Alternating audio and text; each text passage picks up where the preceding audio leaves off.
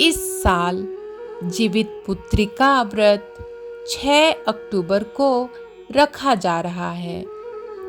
यह व्रत हर साल आश्विन मास के कृष्ण पक्ष की अष्टमी तिथि को रखा जाता है। जीवित पुत्री का व्रत को ज्योतिया, जितिया या ज्योतिया व्रत भी कहा जाता है। यह व्रत माताएं अपनी संतान की लंबी आयु के लिए रखती हैं। जीवित पुत्री का व्रत निर्जला होता है।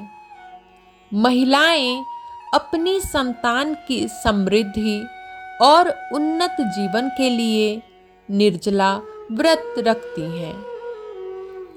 मान्यताओं के अनुसार संतान के लिए किया गया जीवित पुत्री का व्रत किसी भी बुरी परिस्थिति में उनकी रक्षा करता है। यह कठिन व्रत उत्तर प्रदेश, बिहार, झारखंड और वेस्ट बंगाल जैसे राज्यों में अधिक प्रचलित है। धर्मशास्त्रों के अनुसार जितिया व्रत के दौरान कई नियमों का पालन करना जरूरी होता है, क्योंकि इस दौरान हुई गलती से आपका व्रत निष्फल भी हो सकता है। आइए जानते हैं जितिया व्रत के नियम। जितिया व्रत कठिन व्रतों में एक होता है, जिसके नियम पूरे 3 दिनों तक चलते हैं। नहाए खाए से शुरू होकर व्रत, फिर पारण के बाद जितिया का व्रत पूरा होता है। इस व्रत में महिलाएं छठ पूजा की तरह ही स्नान आदि और पूजा पाठ के बाद भोजन करती हैं। इसके बाद दूसरे दिन निर्जला व्रत रखती हैं।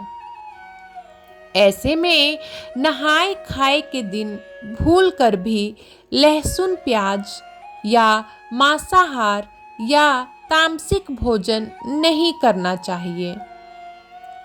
मान्यता है कि यह व्रत परंपरा की तरह निभाया जाता है, यानी पहले सास इस व्रत को करती हैं, उसके बाद घर की बहू यह व्रत रखती है। ऐसे में यदि आपने एक बार जितिया का व्रत रखा है तो इसे हर साल नियम के अनुसार करना चाहिए। इस व्रत को बीच में नहीं छोड़ना चाहिए। जितिया व्रत के दौरान ब्रह्मचर्य का पालन करना जरूरी होता है। साथ ही इस दिन मन, वचन और कर्म से भी शुद्ध रहें। इसके अलावा इस दौरान लड़ाई झगड़े और कलह क्लेश से दूर रहना चाहिए, वरना व्रत का शुभ फल नहीं मिलता है। पूजा विधि। प्रदोष काल में गाय के गोबर से पूजा स्थल को लीपकर स्वच्छ करें और छोटा सा तालाब बनाएं।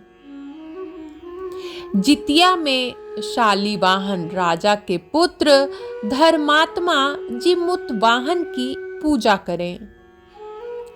जीमूतवाहन की कुश निर्मित मूर्ति को जल या फिर मिट्टी के पात्र में स्थापित करें और पीले और लाल रुई से उन्हें सजाएं।